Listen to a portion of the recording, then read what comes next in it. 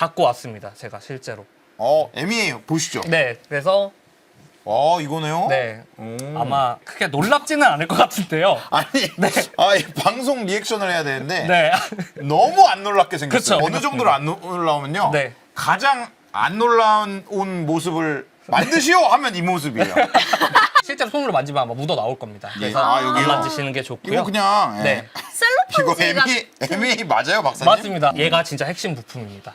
얘가 연료전지를 움직이는 이거 힘이라고 진짜, 볼 수가 있습니다. 진짠가? 네. 믿어도 되는 거 네, 맞아요? 맞습니다. 인사할 시간도 많습니다. 여러분의 시간을 낭비해드릴 느리지만 쿨한 과학. 랩미팅입니다. 반갑습니다, 교수님들. 반갑습니다. 이제 수소 사용법에 대해서 알아볼 텐데요. 수소는 말씀드렸다시피 에너지 캐리어라고 말씀을 드렸잖아요. 네. 그러니까 화학 에너지를 갖고 있는 녀석이거든요. 근데 얘를 우리가 필요한 전기 에너지로 뽑아서 쓰려면 에너지를 변환해야 합니다. 그래서 에너지 변환 장치가 필요하고 이 에너지 변환 장치가 우리도 잘 알고 있는 것처럼 연료전지입니다. 그래서 이 연료전지의 처음 컨셉을 제안했던 과학자 중에 한 명이 윌리엄 로버트 그로브라는 과학자시고, 이분이 생각했던 거는 굉장히 단순합니다. 수전해를 통해서 물에다 전기 에너지를 줘서 수소랑 산소를 만들었는데, 그 역으로 그럼 수소랑 산소가 있으면 물이 나오고 전기가 뽑히는 거 아니야? 그래서 실제로 전극에다가 수소랑 산소를 넣어주고 회로를 만들어서 전류계를 꽂아봤더니 실제로 아주 미세하게 전류가 흐르는 걸 확인을 했고요. 수소랑 산소가 있으면 전기를 만들 수 있구나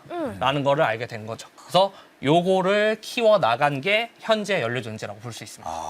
그러니까 지금 수소차가 이걸로 돌아가는 거잖아요. 맞습니다. 네. 정확히 이 원리입니다. 조금 더 정확하게 원리를 살펴볼 텐데요. 화학식이 아까 정확히 수전의 역반응입니다. 두 개의 수소 분자랑 한 개의 산소 분자가 만나서 두 개의 물 분자가 나오고 전기 에너지가 나오는 거죠. 1번이 이제 수소가 네. 이제 마이너스 음극으로 들어옵니다. 들어온 수소가 산화 반응을 통해서 프로톤 H+로 변하게 되고, 이 H+는 가운데 초록색의 전해질을 타고 다음 옆에 양극으로 넘어가게 됩니다. 네. 그리고 이 수소가 분해되면서 나온 전자가 외부 회로를 따라서 흐르게 되죠. 이 외부 회로를 따라서 전자가 흐른다는 건 전류가 흐른다는 전류가 거죠. 네. 흐르는. 이때 이제 전기 에너지가 만들어지는 거고요. 예. 그 반대쪽으로 넘어온 전자랑 그 다음에 프로톤이랑 넣어준 산소가 만나서 환원 반응을 통해서 양극에서 물이 되는 그러한 반응입니다. 이렇게 일련의 사이클을 통해서 우리가 수소랑 산소를 이용해서 전기 에너지를 얻을 수가 있습니다. 오늘 말씀드릴 거는 이제 연료전지 중에서도 양이온 교환막 연료전지라는 연료전지를 말씀을 드릴 건데요. 그 실제 구조를 다음 그림에서 볼 수가 있습니다. 이제 양이온 교환막 연료전지의 실제 구조 모습입니다. 가운데에 있는 게 이온 전달 통로인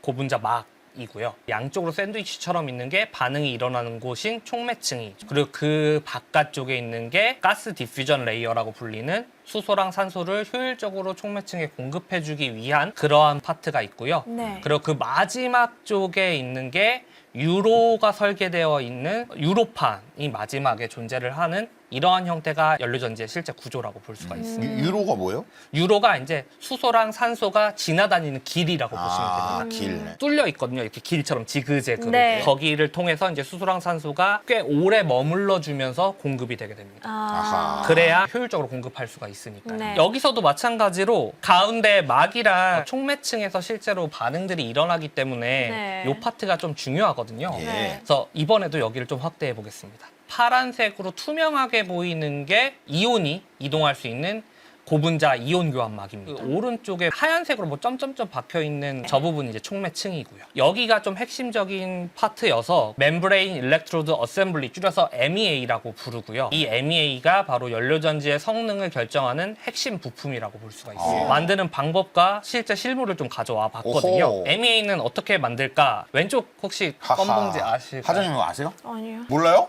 진짜 충격적이다. 모르는 척하는 거예요, 모르는 거예요? 진짜 몰라요. 진짜요?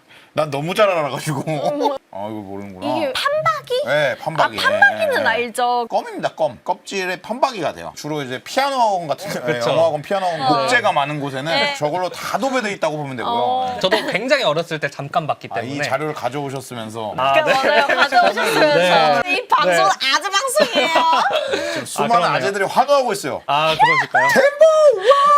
네, MEA를 어떻게 만드는지에 대해서 이제 말씀을 드리고 있는 와중에 이제 덴버가 나왔죠. 이 덴버껌 판박이랑 원리가 똑같습니다. 긁어가지고 이제 이쪽 면에 있던 걸 이제 이쪽 면에 옮기는, 전사시키는 그런 원리인데요. 오른쪽에 보이시는 그림이 전사 방법입니다. 촉매 슬러리를 만들어서 전사지에다 코팅을 시켜주고 걔를 아까 말씀드린 고분자 이온 전도 막에다가 핫프레싱을 해줘서 꽉 눌러서 전사를 해주면 이온 전달 막 쪽에 촉매층이 붙고 전사지 쪽에는 촉매층이 없어지게 되는 거죠. 갖고 왔습니다. 제가 실제로. 얘도. 덴버껌을요? 아니요. MEA 를. 덴버껌은 너무 희귀해서 죄송합니다. 가져올 수가 없고요. 네. MEA를 가져왔습니다. MEA 보시죠. 네, 그래서 이거네요. 네 아마 크게 놀랍지는 않을 것 같은데요. 아니, 이 방송 리액션을 해야 되는데 네, 너무 안 놀랍게 생겼어요. 그쵸. 어느 정도로 안 놀라우면요. 네. 가장 안 놀라운 모습을 만드시오 하면 이 모습이에요. 가운데 부분이 촉매가 올라간 덴버 부분이고요. 실제로 손으로 만지면 아마 묻어 나올 겁니다. 그래서 안 여기요? 만지시는 게 좋고요. 이거 그냥 네. 이거 셀로폰지가 MEA 맞아요, 박사님? 맞습니다. 그래서 네. 사실 요게 전사지거든요. 그러니까 촉매층이 붙어 있던 곳이고요. 여기 고분자 전해질 막에다가 꽉 눌러줘서 띄어내면 이렇게 전사가 됩니다. 아, 네. 그렇군요. 얘가 진짜 핵심 부품입니다.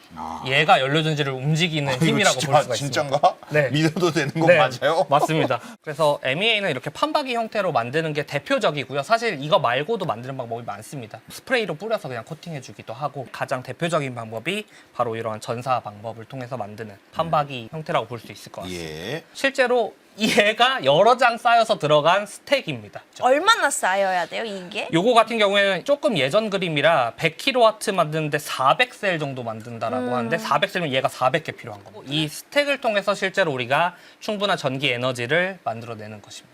실제로 이제 현대자동차의 넥소에도 들어가는 게 이 MEA이고 그다음 왼쪽에 있는 그림이 연료전지 스택 부품이 실제 모습인데 저 투명창 안으로도 약간 책처럼 쌓여 있는 게 희미하게라도 보이실 수도 있습니다. 저기 투명창 안으로 약간 책처럼 쌓여 있는 느낌이 저기요? 네.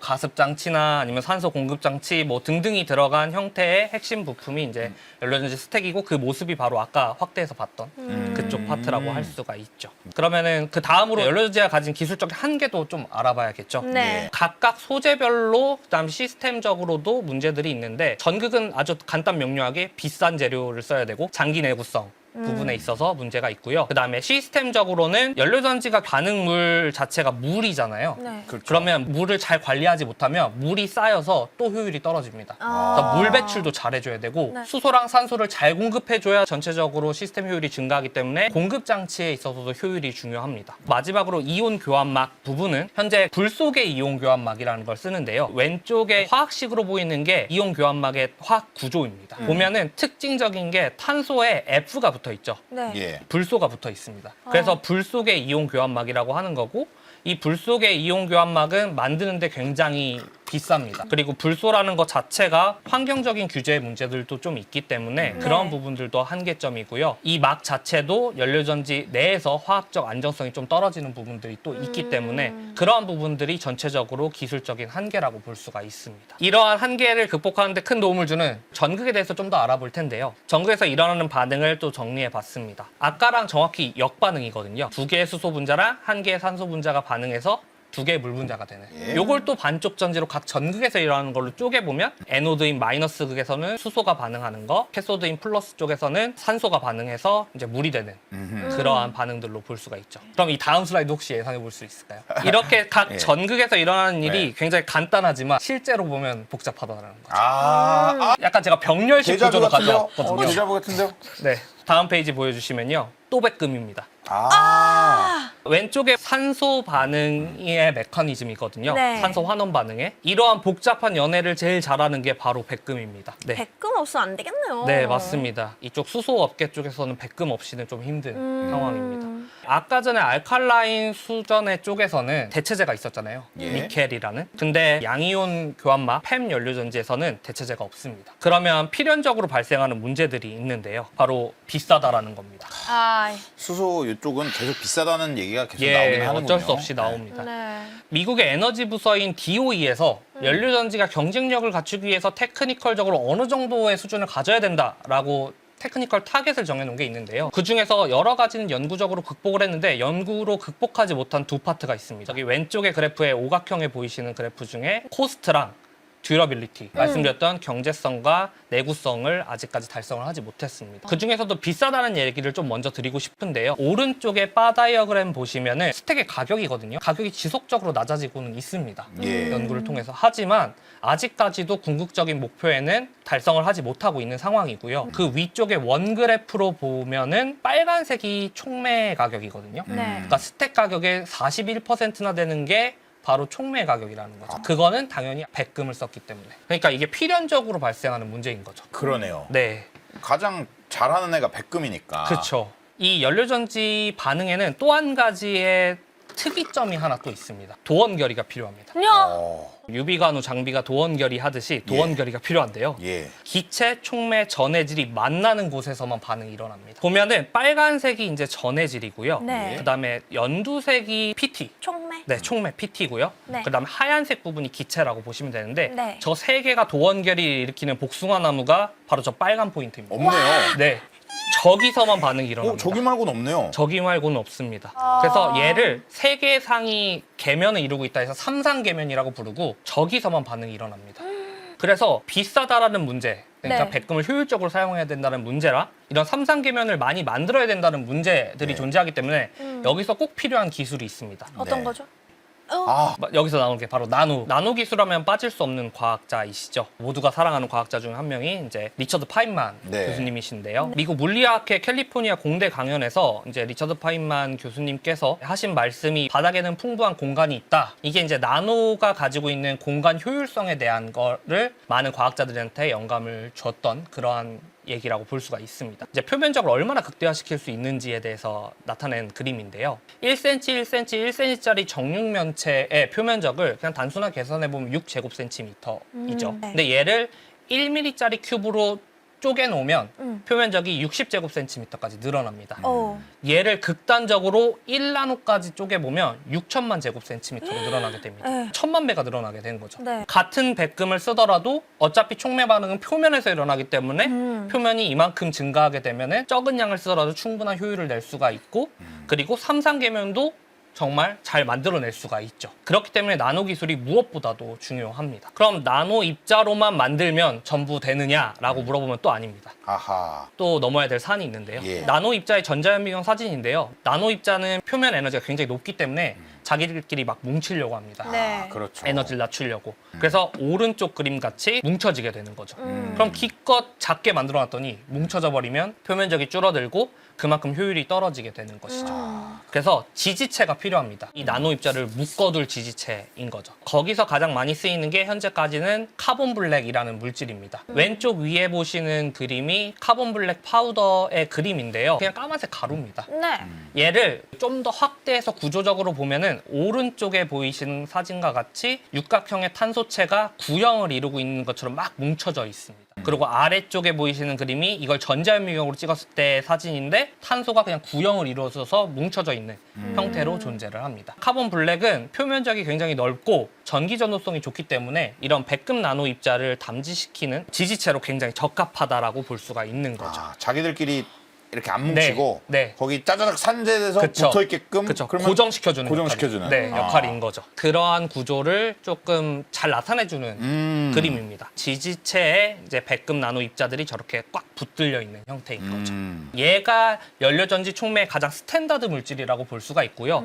얘에 비해서 좋으냐 나쁘냐로 보통 연구의 결과들을 비교하곤 합니다. 그래서 오른쪽에 보이시는 전자현미경 사진으로 보이시는 게 이제 제가 만든 겁니다. 오, 네. 박사님이요? 네, 제가 오. 직접 만든 거고요. 3나노짜리 백금 나노 입자가 까만색의 이제 점점점들이고요. 예. 그 밑에 좀 몽글몽글하게 보이는 게 이제 카본입니다. 잘 퍼져 있네요. 네, 잘 퍼져, 꽤 잘 만든 형태입니다. 아, 그래도 기가 막히게 산재해 있습니다. 예. 네, 네, 열심히 만들어 봤습니다. 아, 근데 얼마나 더 잘 퍼졌냐, 안 퍼졌냐는 어떻게 구분을 합니까? 일단 직관적으로 전자현미경 사진을 보고서도 퍼졌다 안 퍼졌다는 구분이 어느 정도 가능은 할 텐데요. 근데 사실 좀 주관적이잖아요. 그렇기 때문에 다른 분석들을 더 해줍니다. 뭐 예를 들어 백금의 표면적만 측정해준달지 아니면 다른 분석 장비들을 통해서 백금이 얼마나 잘 퍼져 있는지, 그래서 얘네들이 얼마나 덜 뭉쳐져 있는지, 그리고 백금의 사이즈는 얼마인지 막 이런 것들을 종합적으로 평가해서 그리고 결국에 성능 측정도 하거든요. 느낌이 어떤 느낌이냐면은 인절미 만들기입니다. 인절미 떡이 있고 콩고물 있잖아요. 아, 그걸 싹 해가지고 네. 얼마나 잘 퍼져서 잘 붙느냐. 콩고물도 잘 만들고 인절미 떡도 잘 만들어야 되잖아요. 네. 그런 느낌으로 보이네요. 네. 실제로 실험실에서 이제 학생들끼리 대결도 약간 하거든요. 아. 그러면은 이렇게만 만들면 전부 해결되느냐라고 또 물어보면 아직 한참 비쌉니다.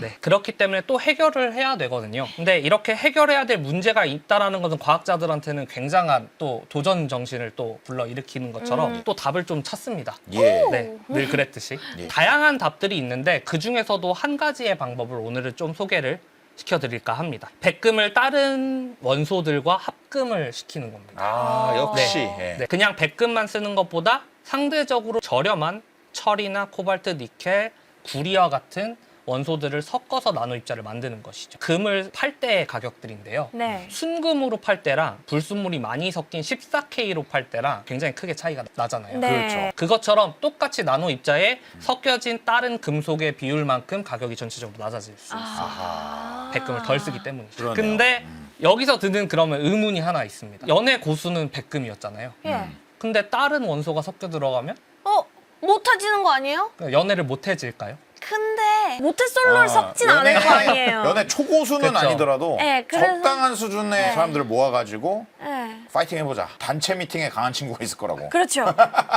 값도 싸지는 성능도 증가합니다. 와. 새로운 매력들을 추가시킨 거죠. 대표적인 예시 중에 하나가 왼쪽 그림에서 보이시는 스테인리스 같은 거잖아요. 네. 그러니까 철에다가 다른 원소를 섞음으로 인해서 되게 좋은 성능들을 발현시킨 그런 합금에 되게 장점이 있는데 마찬가지입니다. 오른쪽에 또 볼케이노 플랫이 또 다시 등장을 했는데요. 네. 저 꼭지점이 이제 저희 목표 지점이라고 볼 수 있습니다. 어허. 가장 최고수라고 볼 수 있는. 단일 원소로만 봤을 때는 네. PT가 가장 저기에 근접한 건 맞습니다. 근데 완전 저기에 위치해지지는 않죠. 근데 다른 원소가 섞여서 매력이 추가되면 저기에 근접해집니다. 그러면서 반응물과의 결합력이 조금 더 최적화되기 때문에 네. 활성화 정도가 오히려 더 늘어나죠. 어허. 값도 싸지는데 성능도 증가시킬 수 있는 두 마리 토끼를 잡을 수가 있습니다. 이거는 왜 이렇게 되는 건가요?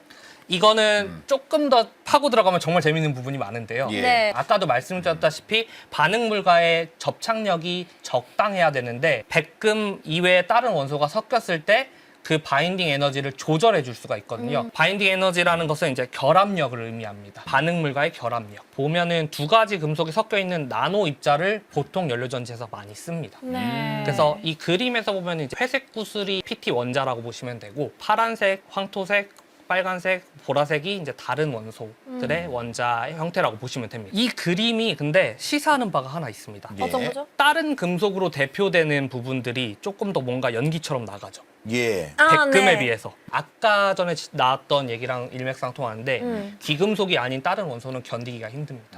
녹아나가는 거죠. 그럼 기껏 잘 섞어 놓고서 녹아나가 버리면 안 되잖아요. 그래서 이런 부분들을 또 해결하기 위해 연구들을 또 엄청 열심히 하십니다.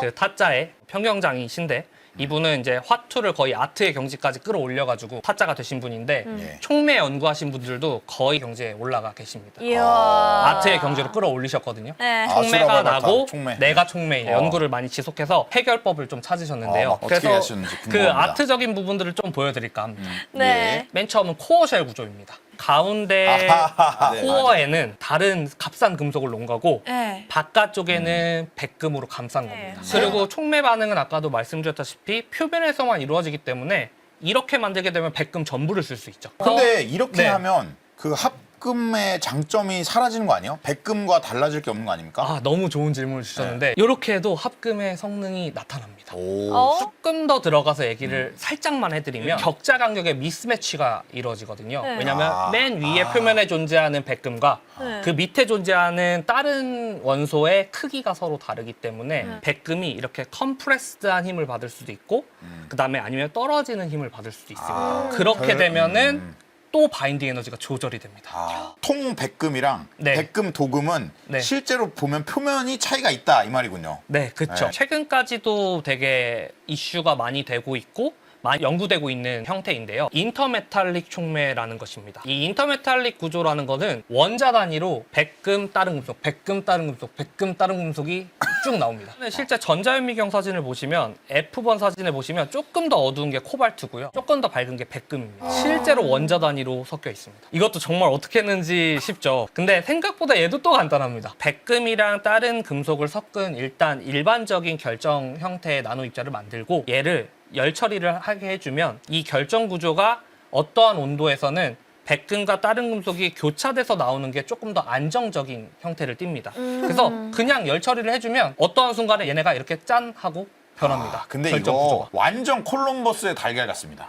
그러니까 딱 들었을 땐 너무 쉬운데 네. 네. 이거 하기까지 또 이거 어떻게 어렵죠. 발견했어요? 이거 엄청 많은 테스트를 했다가 얘가 그냥 된 거를 네. 보니까 쉬워 보이는 거지 엄청 어려웠을 것 같아요. 맞아요. 네. 이렇게 만들어진 구조가 연력학적으로도 아까 말씀드렸다시피 안정적이기 때문에 내구성도 좋고 다른 이종 금속과 순차적으로 섞여 있기 때문에 영향을 굉장히 많이 받게 되죠. 백금이. 예. 그러면서 성능이 또 증가하는. 이렇게 촉매 기술이 거의 원자 단위 수준으로 조절을 해서 현재까지 만들어지고 있다. 그렇군요. 이러한 노력에도 아직 해결 못한 점들이 많습니다. 아하. 왼쪽에 보이시는 그림이 스탠다드 물질 대비 얼마나 성능이 증가했느냐를 네. 보여주는데 왼쪽 그림에 보면은 굉장히 많이 증가를 했죠. 오. 성능이. 네. 그러면은 뭔가 다 해결됐을 것 같은데 실제로 대량 생산은 하기가 굉장히 어렵습니다. 그러니까 이게 예술의 경지에 올랐다는 거는 맞습니다. 네. 예술이잖아요. 네, 예술을 네. 이렇게 큰 단위로 복제하기 되게 어렵잖아요. 네, 그렇죠. 맞습니다. 실험실 단위에서는 얘네가 손쉽게 잘 만들어질 수는 있어도 네. 얘네를 대량으로 한 번에 생산해 내야 되잖아요. 산업적으로 이용하려면. 근데 그러한 대량 생산 방법은 아직까지도 많이 연구가 돼 있지 않습니다. 이러한 방법들이 연구가 많이 되어서 같이 시너지를 내야 실제적으로 연료전지의 성능이 그만큼 크게 증가할 수가 있는 이야. 거죠. 그리고 또 한 가지 문제점이 또 있는데요. 내구성 얘기는 아직 안 했죠. 아까 두 가지가 있었잖아요. 네. 비용적인 것과 내구성인 것. 왼쪽에 아까 보여드렸던 테크니컬 타겟이 있는데 듀러빌리티는 아직 달성을 못했잖아요. 내구성은. 오른쪽 사진을 보시면 왜 내구성이 떨어지는지에 대한 그림이거든요. 실제로 연료전지를 구동해 보면 저런 현상들이 다 벌어집니다. 백금도 녹아나가고 그 다음에 카본도 부식되고 아까 섞어줬던 그 다른 금속들은 더 쉽게 녹아나가고 그 다음에 나노 입자기 때문에 묶어놨어도 뭉치고 이런 현상들이 모두 벌어집니다. 그래서 실제로는 이런 내구성을 달성하는 게 굉장히 어려운 문제라고 볼 수가 있습니다. 어렵네요. 어렵습니다. 그래서 이런 것들을 해결하기 위해서 지금까지도 연료전지 촉매들을 많이 연구를 하고 계시고 해결하기 위해 노력을 하고 계십니다. 지금 어렵겠지만 또 어떤 무언가 새로운 걸 발견하고 네. 나중에 미래 세대가 저거 쉬워 보이네 이럴 수도 있겠죠. 맞습니다. 네. 촉매 연구 쪽에서도 새로운 시도들이 이제 바람이 불고 있는데요. 네. 네. 바로 핫한 주제죠. AI 같은 것들을 도입하는 역시. 겁니다. 어느 부분을 해결해 주느냐 하면 아까도 말했다시피 여러 가지 금속들이 있는데 뭘 섞을 거냐 실제로 다 실험을 해보고 만들기에는 너무 인적, 경제적인 맞아요. 요건들이 들잖아요. 다른 원소가 섞여 들어갔을 때 뭐 바인딩 에너지도 넣고 해가지고 최적의 조합을 좀 찾아달라고. 그래서 실제로 실험적으로 구현을 했을 때 성능이 크게 증가하는 연구들도 최근에는 보고가 되고 있습니다. 아하. 여기까지 이제 촉매 연구에 대해서 전체적으로 말씀드렸고요. 네. 다음 페이지가 이제 마지막 페이지인데요. 예. 제가 지구 사진을 하나 가져왔습니다. 예. 지구를 살맛나게 하는 1도의 기술이라는 건데요. 이게 저희 연구원의 슬로건 같은 겁니다. 아 네. 그렇군요. 네, 물론 수소라는 부분에 대해서 약간 부정적인 부분도 사실 있는 거는 맞지만 연구자들은 인류한테 또 다른 옵션을 하나 제공하기 위해서 내 옆 사람도 느낄 정도로 기후위기나 뭐 이런 부분들을 해결할 수 있게끔 좀 해보는 것이 큰 목표이지 않을까. 그리고 기여할 수 있었으면 좋겠다라는 것으로 오늘 말을 마무리 지으려고 합니다. 야, 이거 오늘 너무 못 들었던 이야기 많이 들은 것 같아요. 특히 이제 마지막에 촉매 이야기. 이거 참 듣기 어려운 이야기잖아요. 연료전지 이야기도 그렇고. 너무 재밌는 이야기 많이 들려주셔서 너무 감사합니다. 아, 네, 감사합니다. 저 우황청심원도 먹고 왔거든요. 진짜요? 긴장이 돼가지고. 네. 다른 것보다 재밌었으셨을지가 가장 궁금하기도 하고. 아, 재밌으셨나요? 수소 에너지의 시대가 올까요? 결국에 어떤 형태로는 쓰지 않을까라는 생각은 가지고 있습니다. 예. 수소 에너지도 쓰고 다른 에너지들도 써서 탄소 중립이나 이런 것들을 지켜서 기후 위기를 극복해야 되지 않을까라고 생각을 하고 있습니다. 긍정적인 마음으로 지켜보려고 예. 하고 있습니다. 또 재미난 소식 있으면은 또 들려주십시오. 아, 네, 알겠습니다. 그러면 인사를 하고 마무리할까요? 네. 인사할 시간도 많습니다. 여러분의 시간을 낭비해드릴 느리지만 쿨함과 랩미팅이었습니다. 감사합니다, 교수님들. 감사합니다. 짝짝짝짝.